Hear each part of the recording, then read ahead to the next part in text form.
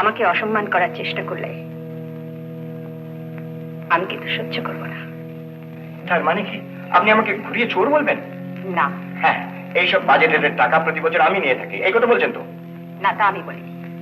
বিনোবাবুর দানপত্রে আশ্রমে গরিব ছেলেদের জন্য যে অর্থের ব্যবস্থা রয়েছে তারা যেন ঠিক মতো সেটুকু পায়, আমি শুধু একটুকুই আপনাকে বলতে চেয়েছি। কি বলছেন? আপনি আমাকে অপমান করছেন। কি আশ্চর্য, আমি রেজিস্টার সুপারিনটেন্ডেন্ট আর আমি হিসেবপত্র দেখতে পারি না? নীরা দেবী আসার আগে তো এসব কথা ভাবতেন না, তখন তো বরাবর আমার উপরে নির্ভর করতেন। আপনার কি ধারণা নীরার কথা শুনে আমি এসব করছি? নইলে নীরা দেবী আমার দোষ ধরতে সাহস করেন কি? আহা, যদি কোনো ত্রুটি থাকে আর সেটা কেউ ধরিয়ে দেয়, এতে দোষের কি আছে চারুবাবু? তার জন্য যোগ্যতা থাকার দরকার। নীরা অযোগ্য না, বরং আমি তো দেখছি আপনি লোক চেনেন না, তাই বরাবর অযোগ্য লোকের উপর দায়িত্ব দিচ্ছেন। যথা। এই যে আপনি প্রতিমা দেবীকে মামুনি করে দিয়েছিলেন। দিয়েছিলাম না, উনি এখনো আছেন, ফিরে এলেও তাই থাকবেন। তিনি কি যোগ্যতা দেখাতে পেরেছেন? সেটা ওর দুর্ভাগ্য, আর আমার দুর্ভাগ্য এ বিষয়ে আপনার সঙ্গে আলোচনা করতে হচ্ছে। আমি সত্যিই লোক চিনি না চারুবাবু। একদিন আপনার নিঃস্বার্থ দেশ সেবা দেখে আমি আপনাকে স্কুলের হেডমাস্টার করে দিয়েছিলাম, এমনকি ট্রান্সপোর্টের সভ্যও করে দিয়েছিলাম। আর সেই আপনি আমাকেই প্রতিপক্ষ মনে করছেন, সহকর্মীদের কর্মচারী মনে করছেন। আপনি মমতা হারিয়েছেন চারুবাবু।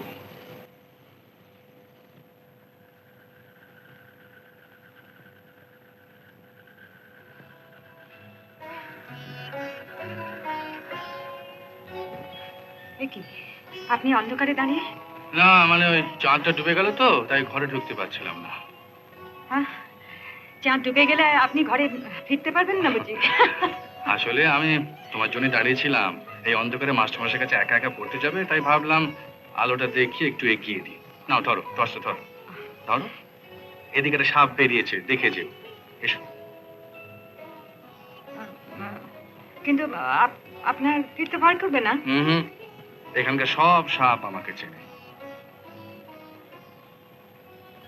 মানে? চারুবাবু এসেছিল।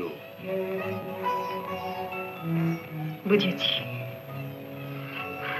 আমার জন্য আপনাকে এত বড় অপমান সইতে হবে আমি বুঝতে পারিনি।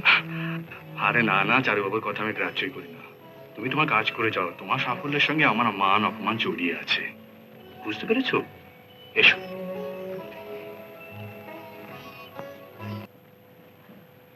কি ভাবছো বলো তো? আমি ভাবছি আমার জন্যই চারুবাবু বিনয়বাবুকে এত বড় অপমান করার সুযোগ পেলেন। সুযোগ নয়, চারুর স্বভাবই ওই। আর বিনোর কপালে জোটেও সব। সে যদি তার নিজের আঁকা নিয়ে থাকতো, আজ তার বিশ্বজোড়া খ্যাতি হতো, অর্থও হতো। সেসব ছেড়ে পৈতৃক সম্পত্তি আর নিজের সর্বস্ব এই আশ্রমকে দিয়ে নিঃস্ব হয়ে আজ একপাশে পড়ে আছে।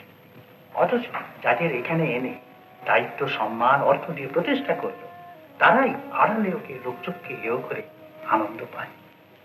কৃতজ্ঞতা তো নেই, এরা একবার খোঁজও করে না। কেন এমন হয়? এ তো হওয়া উচিত না। আরে এসো এসো এসো নীরা, এসো এসো, বসো। আপনার খোঁজ নিতে এলাম। Thank you thank you. তারপর ছেলেদের কি সমস্যা বল? কিছু না। সে কি, পৃথিবীতে কোনো সমস্যাই নেই? তাহলে আমি বেকার হয়ে গেলাম। আপনাকে বেকার করে কার শান্তি?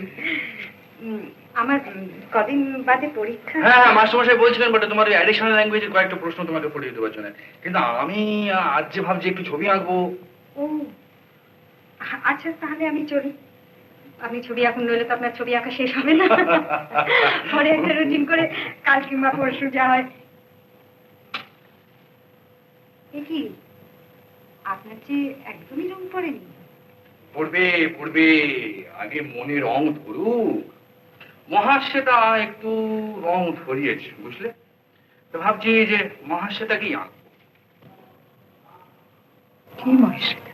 গন্ধর্ব কন্যা মহাশ্বেতা, যাকে ভালোবাসলো সেই পুণ্ডরিকের মৃত্যু হলো মিলনের সঙ্গে সঙ্গে। তখন মহাশ্বেতা তপস্বিনী হলো পুণ্ডরিকের প্রাণ বাঁচাতে। পুণ্ডরিক প্রাণ ফিরে পেয়ে আলিঙ্গন করতে গেল তপস্বরতা প্রেমিকাকে।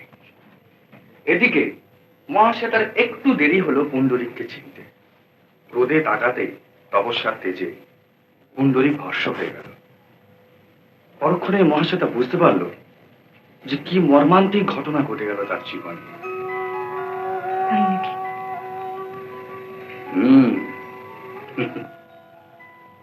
কাদম্বরী পড়লেই বুঝতে পারবে প্রেমের তপস্যার তিরিক্ত পরিণতি। না, না কেন? সংস্কৃত বুঝতে অসুবিধা হয়, আমি বুঝিয়ে দেবো। ট্র্যাজেডির রিক্ত রূপ আমার ভালো লাগে না। কি জীবনে ট্র্যাজেডি তো স্বাভাবিক। মিলনের পাত্রটি পূর্ণ যে বিচ্ছেদ ও বেদনায়। বিচ্ছেদ আমি সহ্য করতে পারি না, আমি করতে ভালোবাসি। তো ভাই, আপনি মহেশ্বেতা আঁকবেন না। মীরা, মীরা শোনো, আরে শোনো মীরা।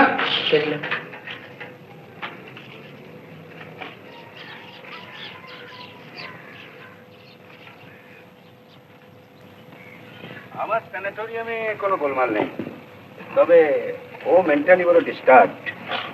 চলে যেই সব গোলমালটা পাঠিয়েছে, আর আমিও তাই তোমাকে কেবল করলাম।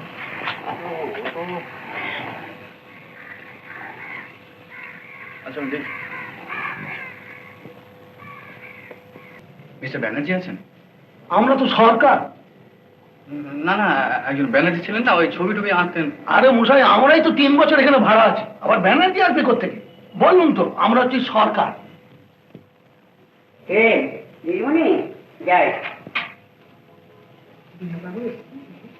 না তো, আজকে আসছে?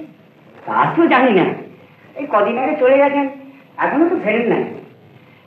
আর কখন বলতে কখন এসে পড়ে তারও তো ঠিক নেই। আমাকে তো সবসময় প্রস্তুত থাকতে হবে। হ্যাঁ, তারপর হ্যাঁ বলো কেন, এদিকে খাওয়া দাওয়া নেই, সারাদিন খালি হাঁটাহাঁটি আর হয় দেখেন, শরীর মন মেজাজ কিচ্ছু ভালো নেই। আরে সেটা তো খুবই স্বাভাবিক, কিন্তু হারালোটা কে? তুমি কি ডাকি কেলবি ডাডু? চেনাটে হলে সেটা বিরাট ফিরিস্তি। আমরা তখন স্কুলে পড়ি জানো। ও বাবা, তুই স্কুল থেকে শুরু করবি? না ভাই, ও মহাভারত শোনার মতো সময় আমার নেই, হাতে মেলা কাজ। আমারও সময় নেই, আমি উঠি। আরে দাঁড়া দাঁড়া বাপু, তোর খাওয়া দাওয়ার ব্যবস্থাটা করি। না না, খাওয়ার ব্যবস্থা করতে হবে না, আমি এক্ষুনি যাবো। আরে তাই বলছিলাম কি যে কি বলছিস?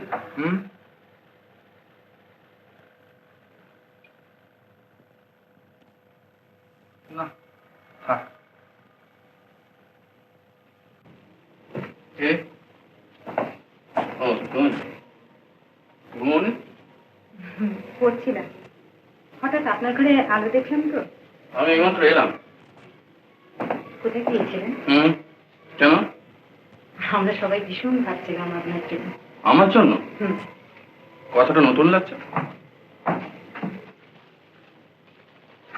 আপনার খাবারটা নিয়ে আসি। না না, আমার খিদে নেই, আমার অসম্ভব মাথা যন্ত্রণা হচ্ছে। সে কি বলবেন তো? কেন, সেবা করবে নাকি? দরকার হলে।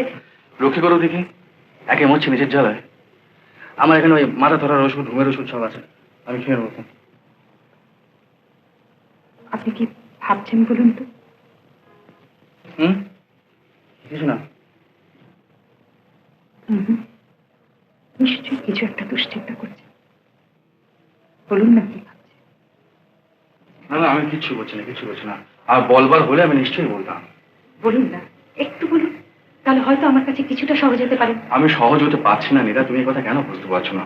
আর তাছাড়া লোকের জিভে অনেক বিষ, তারা ভুল বুঝবে, অসম্মান করবে। তুমি তুমি এখন এবার থেকে যাও নীরা, অনেক রাত হয়ে গেছে। হ্যাঁ হ্যাঁ, সত্যি তো অনেক রাত হয়ে গেছে। নীরা, নীরা শোনো শোনো। এভাবে এত রাত্রে আসার সত্যি আমার উচিত হয়নি। না তুমি তো ভুল বুঝছো। না না, আমি একটুও ভুল বুঝি। আমি এভাবে আর কখনো কোনোদিন আপনার এখানে আসবো না। আর তাছাড়া লোকের জিভে অনেক বিষ, তারা ভুল বুঝবে, অসম্মান করবে। তুমি তুমি এখন এবার থেকে যাও নীরা, অনেক রাত হয়ে গেছে।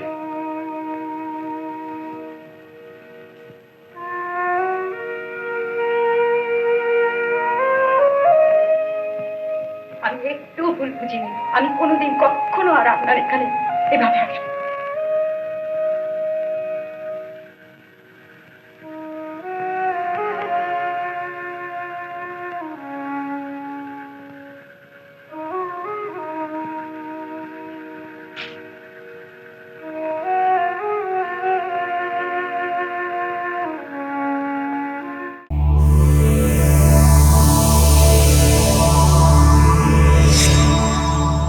উত্তম কুমারের সেরা সিনেমা দেখতে হলে ডাউনলোড করুন ক্লিক অ্যাপ।